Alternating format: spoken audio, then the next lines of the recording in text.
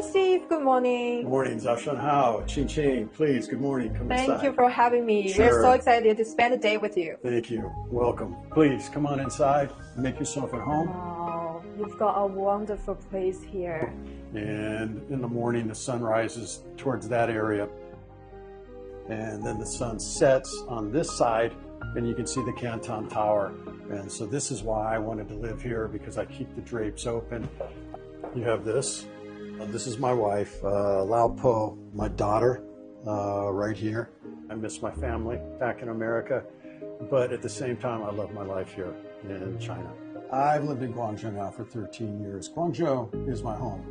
Guangzhou. The city of Guangzhou, I can't compliment enough for everything they've done. They make foreigners feel so welcome and so at home, whether it's in terms of policies, procedures, just everything that's done to make the foreigners not just feel welcomed as guests, but more importantly, to feel welcomed as family or 一家人. So have you got anything to say to those global talents like you who are coming to Guangzhou and want to settle down? I think it is such a great opportunity. And when they come here and they get to participate and they get to be involved, and I encourage them not just to work, obviously they're going to work hard, but also to get involved in the community.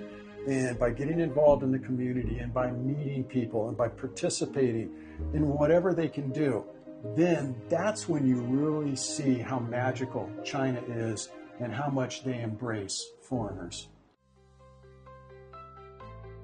At night, you see families out here, and it's a sense of community. How you doing? I'm Steve Farr. Nice to meet you. And I think the term is Yi Qian Sun Li. Have a good day. My Chinese is Yi Dian Dian. Yi Dian Dian. Thank you. 辛苦你了。Bye bye. 再见。Bye bye. 谢谢。Would you say this kind of daily interactions help you understand the sense of community better and sense of belonging? Yes, because a lot of times when you're at work and you're doing business and you're working with colleagues, but this is China to me. Meeting people and talking to people. I mean, these interactions to me are what give you the best impression. When I was young, maybe around 7 or 8 years old, one of my friends, who happened to be Chinese, was sitting there one day, and he had this bun. And I remember I was just so fascinated with it. And then he took a bite of it, and then inside there was meat. Yes, there are fillings. And I looked at him and I was like, is it good? He said, oh yeah, it's good. And so we then started to exchange. So to this day, char shao bao will always have a special place in my heart. So I've got a question. Do you think, understanding and friendship built through sharing food like this is somehow connected what we often say, enhancing international mutual trust? Yes, very much. We had talked about my love for dim sum, but it's not just the dim sum, and this is very unique to China. It's the sense of community. It's the sense of sitting at a round table.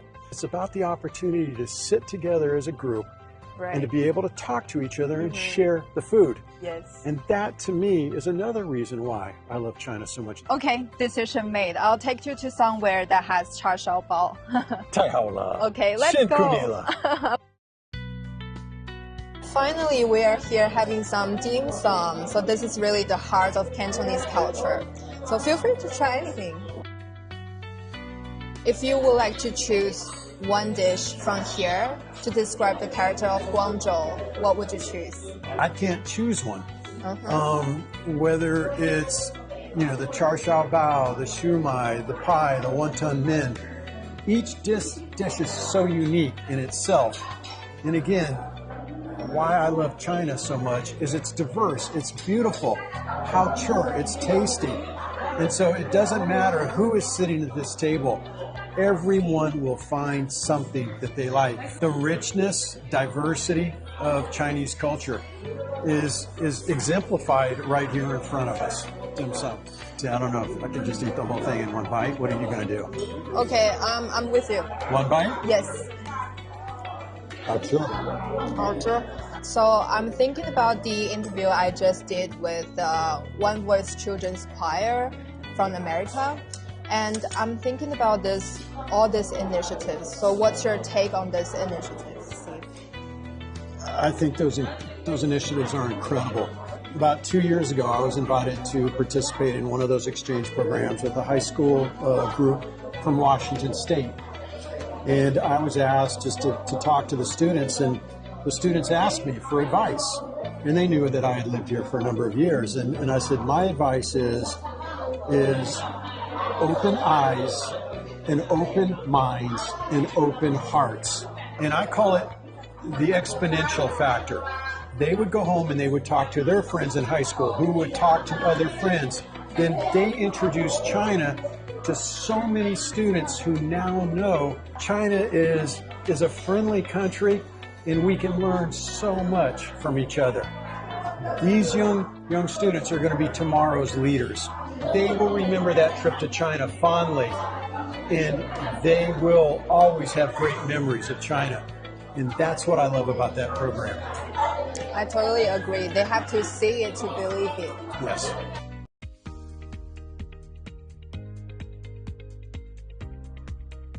Steve, tell me, how does the Alliance support APEC? Sure. If you look at APEC countries, we have a lot of member universities. These universities in these different countries represent the best and brightest minds. And when you bring together these best and brightest minds, they can support cross-border collaboration, whether it's in terms of joint research, academy programs, competitions, but everything we do leads to, obviously, sustainable development. And how can we support APEC's mission in terms of how we can move goods, services, students, expertise from one nation to another? Cross-border collaboration. I'm just wondering, how does this kind of international cooperation in education promote the shared prosperity that APEC seeks? Sure. Universities are valuable members of each community.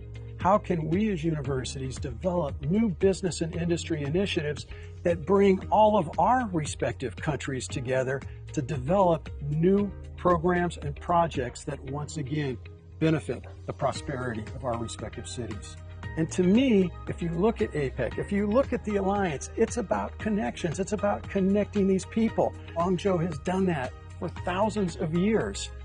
APEC has done that. The Alliance is doing it. So to me, it's a natural synergy in which we all come together. At the end of the day, who wins? Our citizens win. It doesn't matter which country you're in. Everybody wins. Here in China, we call that a win-win. Right.